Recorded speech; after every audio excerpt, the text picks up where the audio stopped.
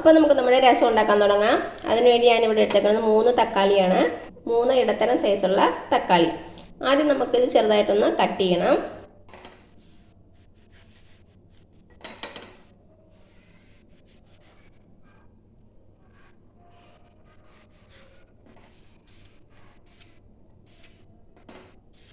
അപ്പം എന്താ നമ്മുടെ തക്കാളി എല്ലാം ചെറുതായിട്ട് കട്ട് ചെയ്ത് വെച്ചു. ഇതിവിടെ നമുക്ക് മാറ്റി വയ്ക്കാം. പിന്നെ നമുക്ക് വേണ്ടത് പുളി. ഞാനിവിടെ എടുത്തേക്കുന്നത് ഒരു നെല്ലിക്ക വലിപ്പത്തിലുള്ള പുളിയാണ്. ഇത് കുറച്ച് ചൂടുവെള്ളത്തിൽ കുതിർക്കാൻ വെച്ചേക്കുവാണേ. കുറച്ച് നേരം ചൂടുവെള്ളത്തിൽ കിടക്കട്ടെ. കുറച്ച് കഴിയുമ്പോൾ നമുക്കിത് പിഴിഞ്ഞെടുക്കണം. ഇത് മാറ്റി വയ്ക്കാം. ഇനി നമുക്ക് കുറച്ച് സാധനങ്ങളൊന്ന് ചതച്ചെടുക്കണം. ഒന്നെങ്കിൽ അരകല്ലിൽ വെച്ച് ജസ്റ്റ് ഒന്ന് ചതച്ചെടുത്താൽ മതി. അതില്ലെങ്കിൽ ഇതേപോലത്തെ ഇടിയൻ ഉണ്ടെങ്കിൽ അതിൽ ഒരു 1/4 ടീസ്പൂൺ ജീരകം ചേർത്ത് കൊടുക്കുക.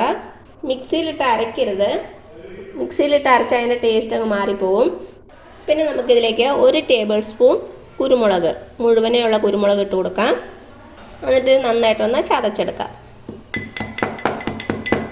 അപ്പം നന്നായിട്ട് ചതഞ്ഞ് കിട്ടിയിട്ടുണ്ട്. ഇനി നമുക്കിതിലേക്ക് ഒരു 8-10 വെളുത്തുള്ളി അല്ലി ചേർത്ത് കൊടുക്കാം. അതേപോലെ തന്നെ ഒരു 5 ചെറിയ ഉള്ളി. ഇതും കൂടെ ഒന്ന് നന്നായിട്ട് ചതച്ചെടുക്കാം. ഇപ്പം നന്നായിട്ട് ചതഞ്ഞ് കിട്ടിയിട്ടുണ്ട്. ഉണ്ടോ ഈ ഒരു പരുവത്തിൽ ഇതിവിടെ ഇരിക്കട്ടെ. അപ്പോൾ നമ്മുടെ രസം ഉണ്ടാക്കാൻ വേണ്ടിയിട്ട് ഞാനൊരു പാത്രം വെച്ചിട്ടുണ്ട്. നമുക്കതിലേക്ക് എണ്ണ ഒഴിച്ച് കൊടുക്കാം. ഞാനിവിടെ വെളിച്ചെണ്ണയാണ് യൂസ് ചെയ്യണത്. എണ്ണ ഒന്ന് ചൂടായിട്ട് വരട്ടെ. എണ്ണ ചൂടായിട്ട് വരുമ്പോൾ ഇതിലേക്ക് കടുകിട്ട് കൊടുക്കാം. അതേപോലെ തന്നെ ഒരു നുള്ള് ഉലുവ, 2 വറ്റൽമുളക്, കുറച്ച് കറിവേപ്പില. എല്ലാം ഒന്ന് നന്നായിട്ട് മൂത്ത് വന്നിട്ടുണ്ട്. ഇനി ഇതിലേക്ക് നമ്മൾ ചെറുതായിട്ട് കട്ട് ചെയ്ത് വെച്ച തക്കാളി ചേർത്ത് കൊടുക്കാം.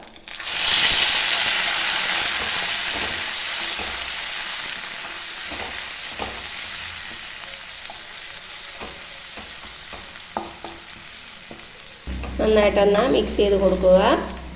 നമുക്കിതിലേക്ക് കുറച്ച് ഉപ്പ് ചേർത്ത് കൊടുക്കാം.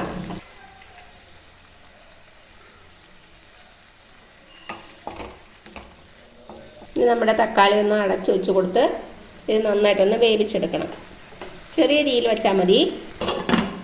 ഇവിടെ ഇരുന്ന് വേവട്ടെ. ഒരു 5-6 മിനിറ്റ് മതിയാകും. ഇടയ്ക്ക് തുറന്ന് നമുക്കൊന്ന് ഇളക്കി കൊടുക്കണം. അപ്പം എന്താ ഒരു 2 മിനിറ്റോളം ആയിട്ടുണ്ട്. നമുക്ക് തുറന്നിട്ടൊന്ന് ഇളക്കി കൊടുക്കാം.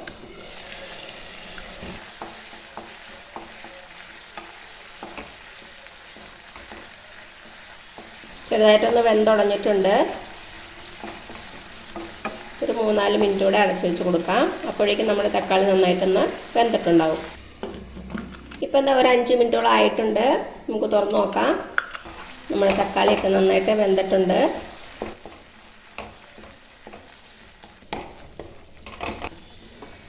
ഇനി ഇതിലേക്ക് നമുക്ക് കുറച്ച് പൊടികൾ ചേർത്ത് കൊടുക്കാം. ഇപ്പം തീ സിമ്മിൽ വെച്ചാൽ മതി. 1 ടീസ്പൂൺ മുളക് പൊടി, 1/2 ടീസ്പൂൺ മല്ലിപ്പൊടി, 1/4 ടീസ്പൂൺ മഞ്ഞൾപ്പൊടി. ഇതെല്ലാം കൂടെ ചേർത്തിട്ടൊന്ന് വഴറ്റി കൊടുക്കുക. ലോ ഫ്ലെയിമിൽ തന്നെ വെച്ച് ഇളക്കി കൊടുക്കുക. അപ്പം എന്താ നമ്മുടെ പൊടികളുടെ പച്ചമണമൊക്കെ മാറിയിട്ടുണ്ട്. ഇനി നമുക്കിതിലേക്ക് നമ്മൾ എടുത്ത് വെച്ചില്ലേ പുളി, നെല്ലിക്ക വലിപ്പത്തിലുള്ള പുളി, അത് നന്നായിട്ടൊന്ന് പിഴിഞ്ഞിട്ട് ഇതിലേക്ക് ഒഴിച്ചു കൊടുക്കാം.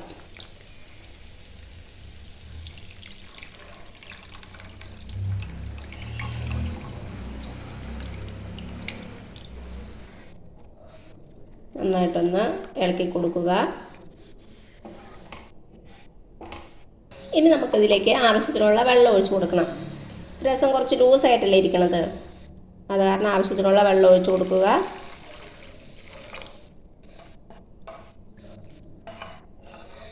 ഞാനിപ്പോൾ ചൂടുവെള്ളമാണ് ഒഴിച്ചേക്കണത്. ഒരു 2.5 കപ്പോളം വെള്ളം ഒഴിച്ച് കൊടുത്തിട്ടുണ്ട്. ഇനി നമുക്കിതിലേക്ക് ഒരു 2 ചെറിയ കഷ്ണം കായം ചേർത്ത് കൊടുക്കാം. അപ്പം നിങ്ങളുടെ കയ്യിൽ മുഴുവനുള്ള കായം ഇല്ലെങ്കിൽ പൊടി ചേർത്താലും മതിയാകും. പക്ഷെ കൂടുതൽ നല്ലത് ഇങ്ങനെ കട്ടിക്കായ ഇടണമാണ്. അതിനാണ് കൂടുതൽ ഫ്ലേവർ. ഇല്ലെങ്കിൽ മാത്രം പൊടി ചേർത്ത് കൊടുക്കുക.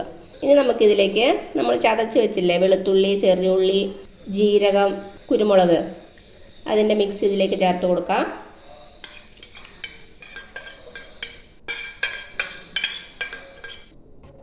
നന്നായിട്ടൊന്ന് ഇളക്കി കൊടുക്കുക. ആവശ്യത്തിനുള്ള ഉപ്പും കൂടെ ചേർത്ത് കൊടുക്കാം.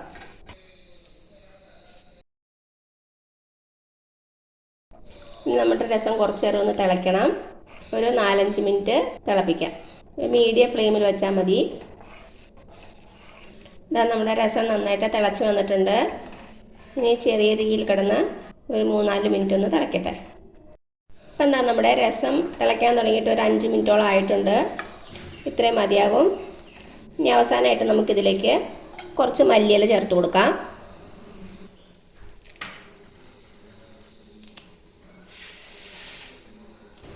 അതേപോലെ കുറച്ച് കറിവേപ്പില കൂടി ഇട്ട് കൊടുക്കാം. നന്നായിട്ടൊന്ന് മിക്സ് ചെയ്ത് കൊടുത്തിട്ട് നമുക്ക് തീ ഓഫ് ചെയ്യാം. അപ്പോൾ എന്താ ഇത്രയേ ഉള്ളൂ നമ്മുടെ രസം പൗഡർ ഇല്ലാത്ത നല്ല നാടൻ കേരള രസം. അപ്പോൾ എല്ലാവരും ഒന്ന് ട്രൈ ചെയ്ത് നോക്കുക. എന്നിട്ട് അഭിപ്രായങ്ങളൊന്നും അറിയിക്കാൻ മറക്കരുത്. അപ്പോൾ ഈ വീഡിയോ ഇഷ്ടമായാലും താഴെ കാണുന്ന ചുമന്ന സബ്സ്ക്രൈബ് ബട്ടണിൽ ഒന്ന് പ്രസ് ചെയ്ത് സപ്പോർട്ട് ചെയ്യണേ. അപ്പോൾ അതിന് തൊട്ടടുത്തൊരു ബെല്ലൈക്കൺ വരും, അതും കൂടെ പ്രസ് ചെയ്ത് ഓൾ എന്നുള്ള ഓപ്ഷൻ കൊടുക്കുക. ഇനി പുതിയ റെസിപ്പി ആയിട്ട് വരുന്നവരേക്കും thank you so much. By.